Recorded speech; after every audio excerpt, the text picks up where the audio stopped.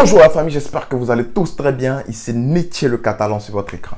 Alors les gars, si tout se passe bien, normalement vous devrez recevoir cette vidéo là en deuxième position parce que j'ai déjà sorti une vidéo sur le calendrier compliqué du Barça, le retour à l'entraînement, tout ce blablabla. Voilà, donc je vous invite à aller la voir. Et puis revenez regarder cette vidéo là par rapport aux rumeurs Mercato Barça, par rapport aux news du transfert. Sans plus tarder, générique.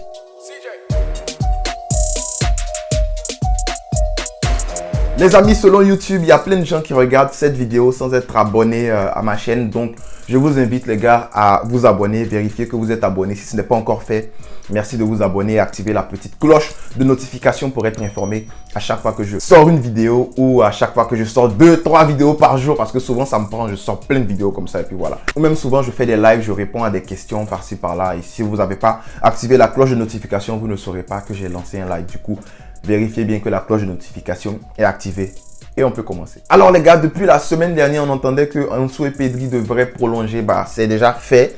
Parlons de Pedri, le club s'est concentré d'abord sur Pedri. Après, le club va attaquer le cas Ansu Fati. De toute façon, on finit le mercato d'abord et après les joueurs qui sont à l'intérieur du club, on les prolonge. C'est tout le temps comme ça. En tout cas, pour ceux qui jouent FM, Football Manager, FIFA, des trucs comme ça, vous voyez comment ça fonctionne. Donc, accord total entre Pedri, entre le clan Pedri et le clan FC Barcelone. Je parle, on dirait on est à Konoha.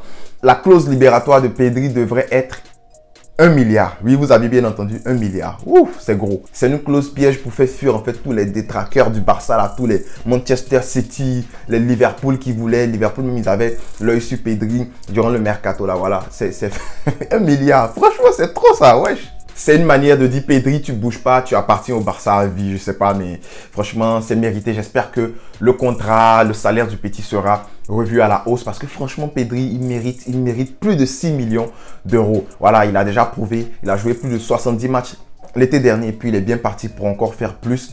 Si Koeman ne les sort pas, en fait, puis ne puise pas tout le jus de Pedri, s'il fait bien tourner, Pedri, voilà, il devrait partir pour sa saison de confirmation cette saison. Selon les news, selon Gérard Romero, il aura une conférence de presse ce vendredi côté FC Barcelone pour finaliser, en fait, pour officialiser le renouvellement de Pedri. Ansu Fati devrait être le prochain sur la liste.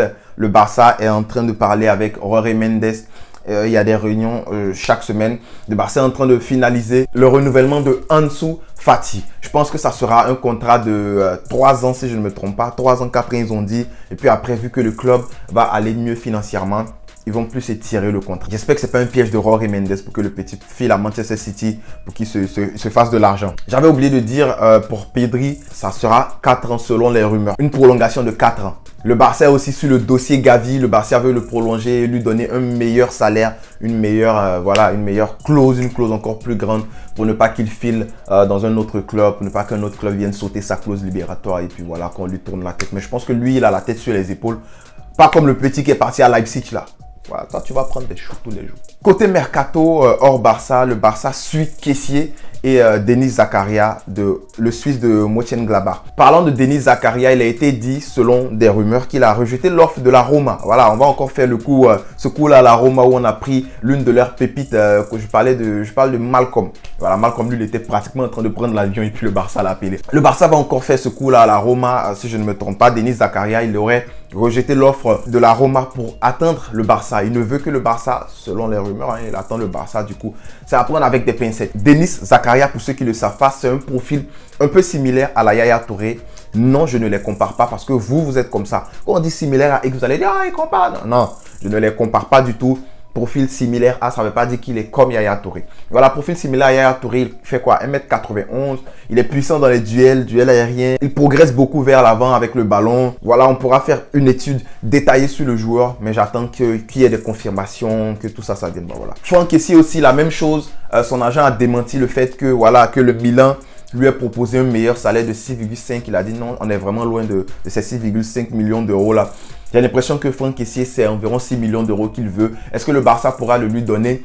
On voit que c'est un bon joueur du côté de Milan AC. Il a encore des axes de progression, mais il pourrait progresser. Et selon Fabrizio Romano, on ne serait vraiment pas proche d'un renouvellement de Franck Kessié. Du coup, ça ne m'étonnerait pas si le Barça essaie en fait de le prendre durant l'hiver ou même attendre si le Barça attend en juillet pour le prendre.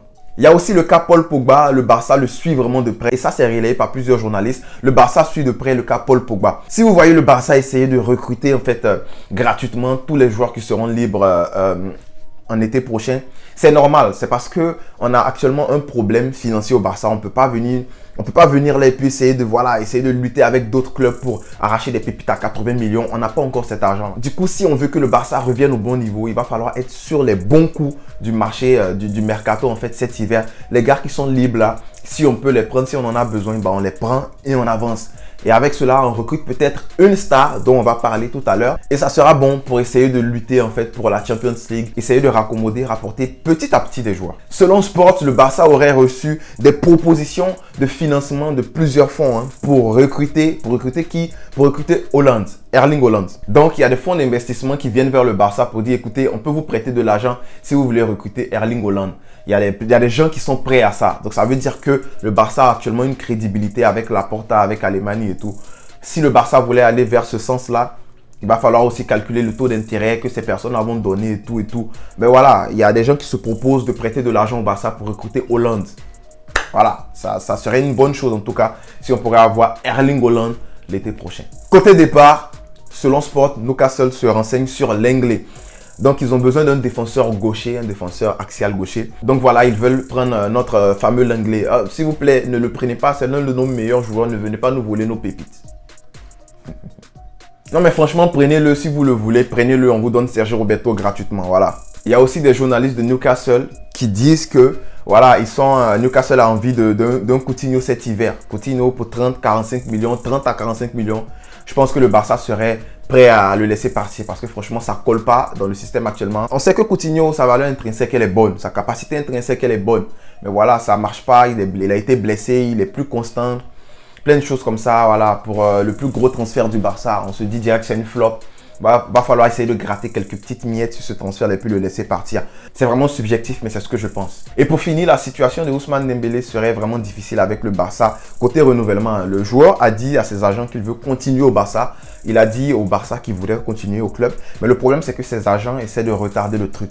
J'ai l'impression que ses agents veulent nous faire un coup. Le Barça ne fait plus trop confiance à Ousmane Dembélé et à ses agents. Du coup, voilà, ça serait un peu difficile. Et selon Fabrizio Romano, c'est vraiment compliqué côté Ousmane Dembélé. Du coup, voilà, s'il veut partir, en le vend maintenant. Pour moi, je pense, si Dembélé veut partir libre là, il ne va pas partir libre. Soit on le vend maintenant, on essaie de prendre 30 millions et 45 millions, il part, il va faire sa carrière ailleurs. Soit on le fout en tribune vraiment tous les 6 prochains mois et puis voilà, il ne va pas jouer sa Coupe du Monde prochaine. Ça sera son problème. Mais s'il ne veut pas renouveler, voilà, je pense qu'il va falloir le vendre et puis aller recruter le petit Anthony de l'Ajax ou bien aller recruter Sterling. Voilà, il y a plein de possibilités actuellement sur le marché. Donc voilà, c'est tout pour aujourd'hui, c'est tout pour la vidéo côté Mercato. J'espère que vous avez aimé la vidéo. Si c'est le cas, les gars, n'oubliez pas de mettre un pouce bleu parce que ça fait plaisir. Vérifiez si vous êtes abonné. Abonnez-vous aussi parce que ouais, ça aussi ça fait plaisir. Puis ça coûte rien les gars. Donc come on. On se retrouve demain pour la suite de l'actualité sur Nietzsche le Catalan. Visca, El Barça. On est fort, on est puissant.